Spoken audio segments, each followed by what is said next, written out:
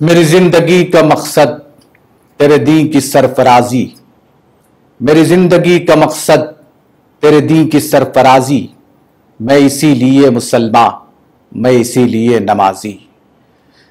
खुशामदीद नाज़रीन, टीटी उर्दू की खुसूसी पेशकश रमज़ान और हम में मैं आपका मेज़बान हस्सान इरफान आपका खैर मकदम करता हूँ। और नाज़रीन, ये अल्लाह ताला का बड़ा फजल है कि रमज़ान करीम फिर एक मरतबा हमारी ज़िंदगियों में सायफ़िगन हुआ है और अल्लाह ताला ने हमें एक और मौका अता किया है ताकि हम अपने रूठे हुए रब को राज़ी कर लें।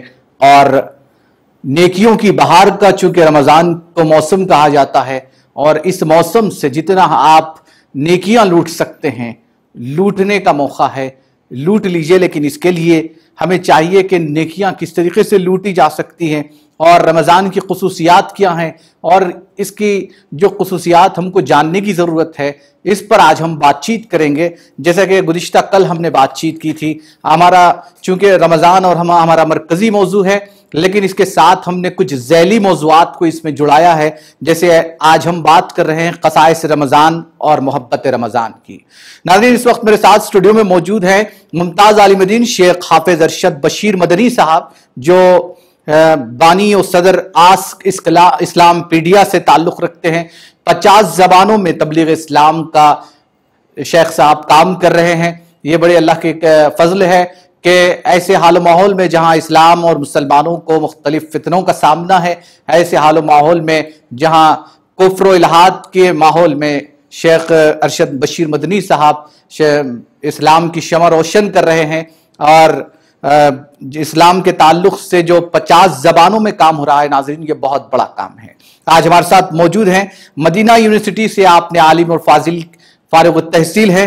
और ख़ास बात यह है नाज़रीन के मौलाना सिर्फ मौलाना ही नहीं बल्कि ये असरी उलूम से भी वाकिफ़ हैं, MBA कर चुके हैं। स्विट्ज़रलैंड यूनिवर्सिटी से आपका डॉक्टरेट ऑफ बिजनेस एडमिनिस्ट्रेशन में PhD चल रहा है। नाज़रीन, इसी मुख्तसर तमहीद और तारुफ के साथ आइए हम मौलाना का प्रोग्राम में खैर मकदम करते हैं। मौलाना अस्सलामु अलैकुम वरहमतुल्लाहि वबरकातुहू।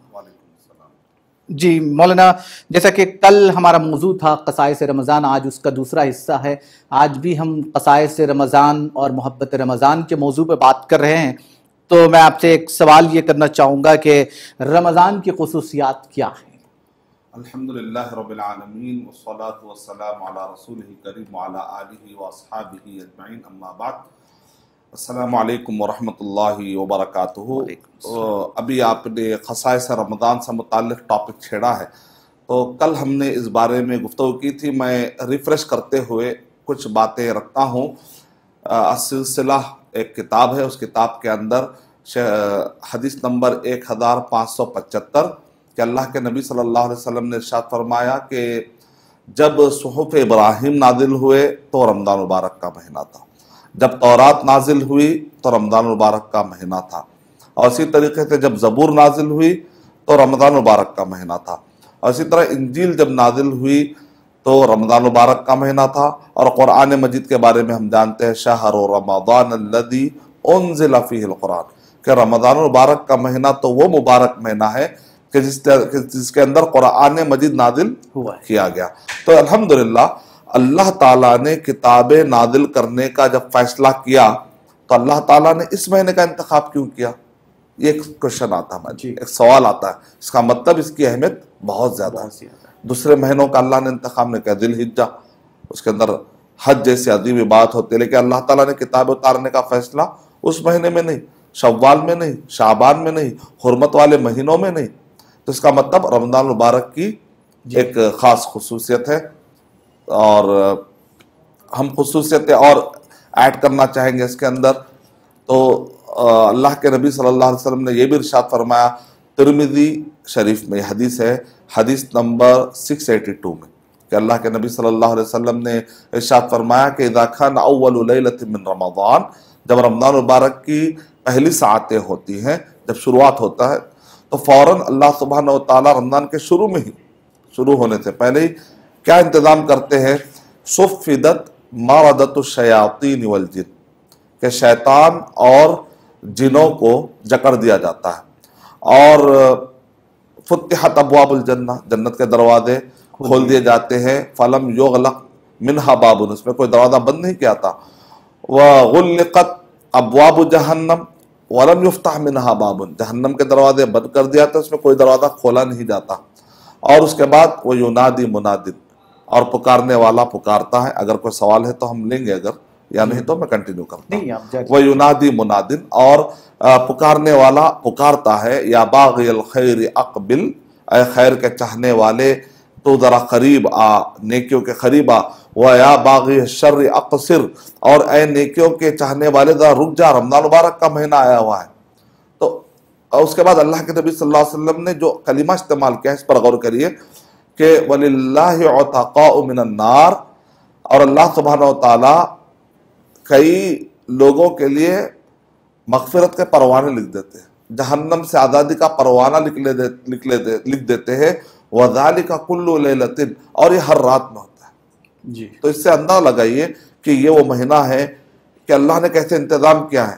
بندے کو تکلیف ہوتی ہے، گناہ کرنے کی طرف جاتا ہے، نیکیاں کرنے کا اسے خیال نہیں آتا کیونکہ شیطان کھلا ہوا ہے. لیکن جب رمضان مبارک آتا ہے شیطان جکڑ دیے جاتے ہیں، سرغنہ شیطان اور سرغنہ جن. تو اس میں کیا ہوتا، بندے کے لیے نیکیاں کرنا آسان ہوا. اسی لیے ہم کہتے ہیں کہ رمضان مبارک کیا ہے، نیکیوں کو لوٹنے کے لیے آسانی کا مہینہ، اور برائیوں سے بچنا بھی بہت آسان ہو جاتا ہے. سب سے پہلے رمضان کی خصوصیات پہ تو ہماری بات چیت کا سلسلہ جاری ہے، لیکن میں یہ جاننا چاہوں گا کہ خصوصیات جاننے کا کیا فائدہ ہے؟ ہاں دیکھیے، خصوصیت جب جانتے ہیں تو آدمی کو اس سے شوق پیدا ہوتا ہے. مثال کے طور پر گھر میں جو ہے آم رکھا ہوا ہے، بچہ نہیں کھاتا، لیکن جب بڑا ہوتا ہے اس کو پتہ چلتا ہے کہ اس آم کے فائدے کیا ہے، تو وہ خود بخود مارکیٹ خود جاتا ہے، جا کر آم لاتا ہے.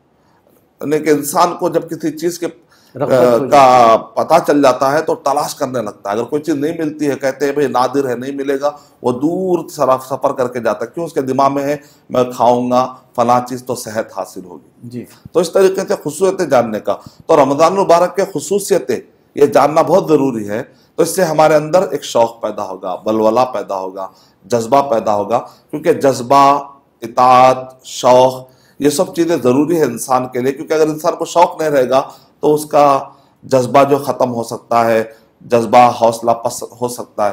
اسی لیے دیکھیں آپ قرآن و صحیح احادیث میں اللہ کے نبی صلی اللہ علیہ وسلم نے بہت سارے احادیث ہم کو بیان کیے، بہت سارے احادیث ہم کو بیان کی کہ اس کے اندر بہت سارا شوق پایا جاتا ہے. الحمدللہ. جی مدنی صاحب یہ بتائیے کہ زندگی میں کسی چیز کو غنیمت جاننا، کسی چیز کی اہمیت کو غنیمت جاننا، جیسا اکثر علماء کہتے ہیں کہ رمضان کو غنیمت جانیے، آپ کی زندگی میں دوبارہ لوٹ آیا ہے، پتہ نہیں پھر یہ آئے یا نہ آئے، یہ آپ کا آخری رمضان ہو. اس کے کیا ہیں؟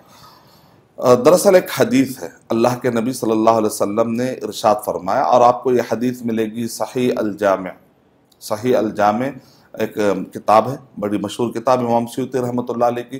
تو اس کتاب کے حدیث نمبر 1077 میں لکھا ہوا ہے کہ اللہ کے نبی صلی اللہ علیہ وسلم ارشاد فرما رہے اغتنم خمسا قبل خمس، کہ تم 5 چیزوں کو 5 چیزوں سے پہلے غنیمت جانو. تو اس میں سے کیا ہے؟ حیاتک قبل موتک، کہ تم موت سے پہلے زندگی کو غنیمت جانو. وصحتک قبل سقمک، صحت کی زندگی کو غنیمت جانو، اس سے پہلے کہ بیڈ ریڈن ہو گیا ایک آدمی، اس سے پہلے کہ آدمی مریض ہو جائے. پھر اس کے بعد وفراغک قبل شغلک، اور تم اپنے خالی اوقات کو ضائع مت کرو، اس کو غنیمت جانو اس سے پہلے کہ کوئی مشغول کر دینے والے اوقات آ جائیں. پھر اس کے بعد اللہ کے نبی صلی اللہ علیہ وسلم ارشاد وشبابک قبل حرمک، بڑھاپے سے پہلے جوانی کو غنیمت جانو. وغناک قبل فقرک، اور تم اپنے تونگری کے حالات، مال، جب پیسہ ہوتا ہے تو آدمی کی کیفیت الگ ہوتی ہے، پیسہ نہیں ہوتا ہے تو آدمی کی کیفیت الگ ہوتی ہے. تو اس سے پہلے کہ فقر و فاقہ آ جائے، اپنے تونگری کی اور غنا والی حالت کو غنیمت جان. امام حکمی رحمۃ اللہ علیہ نے ارشاد فرمایا کہ یہ 5 اچھی حالتوں میں اگر کوئی آدمی نیکیاں نہیں کمایا تو پھر وہ بری حالتوں میں نیکیاں کمانا اور مشکل ہو جائے گا. تو جو آدمی اچھے حالات میں نہیں کر سکا تو برے حالات میں کیا کر سکتا. تو آج گزشتہ رمضان میں کئی ایسے لوگ تھے جو ہمارے ساتھ روزہ رکھ رہے تھے، لیکن آج وہ ہاسپٹل میں ہیں، آج وہ بیڈ ریڈن ہیں، وہ بیماریوں کے ساتھ رکھ نہیں سکتے. کچھ تو ایسے جن کا انتقال بھی ہو چکا ہے. تو اس کو کہتے ہیں غنیمت جاننا. یعنی کہ ایک آدمی کا عقل مند وہ آدمی ہے جو اپنے بعد والے زندگی کا اس کو خیال رہتا ہے.